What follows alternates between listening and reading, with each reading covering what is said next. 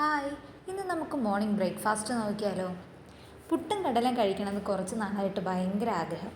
ചേട്ടൻ്റെ അടുത്ത് ചോദിച്ചപ്പോൾ പറഞ്ഞു ഉണ്ടാക്കിയോ കുഴപ്പമില്ല എന്ന്.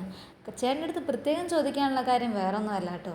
രാവിലെ ഈ 6 മണിക്കൊക്കെ ഡ്യൂട്ടിക്ക് പോകുന്നത് കൊണ്ടിട്ട് അത്ര രാവിലെ ഇങ്ങനെയുള്ളതൊക്കെ കഴിച്ചിട്ട് പോവുക, അല്ലെങ്കിൽ പുട്ടൊക്കെ കഴിച്ചിട്ട് പോകുക എന്ന് പറഞ്ഞാൽ ഇത്തിരി മടുപ്പുള്ള കാര്യമാണ് ആൾക്ക്.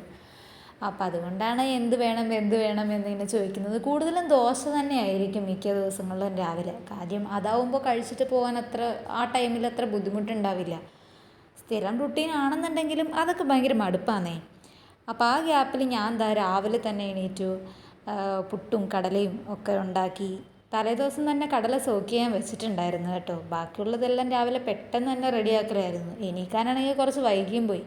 പക്ഷേ അതൊക്കെ ഞാൻ റെഡിയാക്കി. പിന്നെ അതൊക്കെ കഴിച്ച് ചേട്ടൻ രാവിലെ 6 മണി ആയപ്പോൾ പോയി. എനിക്ക് പ്രത്യേകിച്ച് പണിയൊന്നും ഇല്ലാത്തതുകൊണ്ട് ഞാൻ ഫുഡൊക്കെ അത്ര രാവിലെ തന്നെ റെഡിയാക്കും. എന്നിട്ട് ഞാനും കിടന്നുറങ്ങും. പിന്നെ ഒരു 8:30 9 മണിയൊക്കെ ആകുമ്പോൾ മെല്ലെ എണീറ്റ് വന്ന് ലഞ്ചിനുള്ള തയ്യാറെടുപ്പൊക്കെ ചെയ്യാം.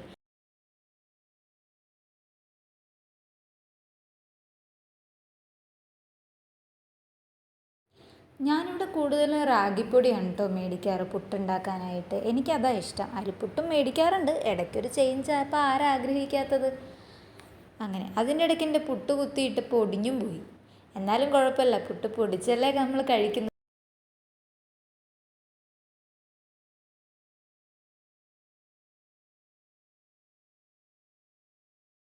അങ്ങനെ ബ്രേക്ക്ഫാസ്റ്റ് റെഡി. ഇനി ചേട്ടന് ഇതൊക്കെ കൊടുത്ത് പറഞ്ഞു വിട്ടിട്ട് ഞാനൊന്ന് പോയി ഉറങ്ങട്ടെ. അപ്പം ഇനി നാളെ കാണാം. ബായ്.